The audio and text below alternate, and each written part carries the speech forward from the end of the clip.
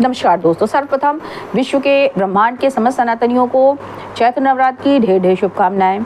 जैसा कि आप सब जानते होंगे कि सनातन ही एकमात्र ऐसा धर्म है जिसमें ईश्वरीय तत्व के रूप में स्त्री की पूजा करी जाती है। ईश्वरीय तत्व के रूप में स्त्री भी पूजी जाती है।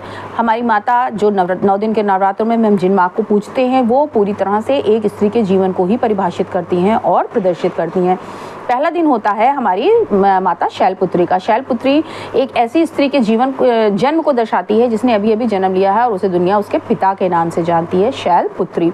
दूसरा नाम है ब्रह्मचारिणी। दूसरी माता, दूसरा दिन, नवरात्र का दूसरा दिन ब्रह्मचारिणी माता को डिवोटेड है, जिसका मतलब है कि अब उन्होंने ब्रह्मचर्य का पालन करना शुरू किया है। वो विद्यालय में जा रही हैं, शिक्षा गुरुकुल में जा रही हैं शिक्षा ग्रहण करने के लिए। तीसरी माता है चंद्रघंटा। चंद्रघंटा जिनके 10-10 हाथ हैं। ये दर्शाता है कि वो स्त्री जो पढ़ाई करने गुरुकुल गई थी, वो सभी विद्याओं में पारंगत हो गई है। अब वो समाज में एक स्थापित महिला बन चुकी है। चौथी आती है माता कुष्मकांडा। कुष्मकांडा का मतलब एक विवाहित स्त्री को दर्शाता है जिसके हाथ में घड़ा है। घड़ा जो है वो गर्भ का प्रतीक माना जाता है। उसके बाद पांचवी माता आती है स्कंद माता। स्कंद माता एक ऐसी स्त्री को रिप्रेजेंट करती हैं जिसने अभी अभी एक नवजात शिशु को जन्म दिया है। उसके बाद छठे नंबर पर आती है माँ कात्यायनी और 7वें नंबर पर आती है माँ कालरात्रि।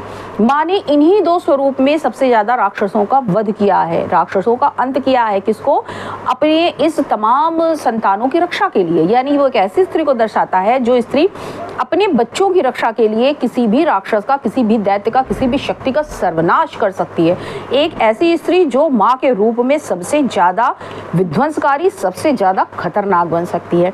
8वें रूप में आती है माँ महागौरी। महागौरी एक बहुत ही शांत और बहुत ही शालीन स्त्री के रूप को दर्शाती हैं जो अब इस दुनिया समाज में सारे झंझटों से मुक्त होकर के अब एक अच्छे सशक्त जीवन जी रही हैं। और आखिरी आती है माता सिद्धरात्रि। सिद्धरात्रि उस स्त्री को दर्शाती है जो अपने समस्त जीवन को जी करके अपने प्राप्त अनुभवों को अब सिद्धि के रूप में अपने आने वाली पीढ़ियों को देती है।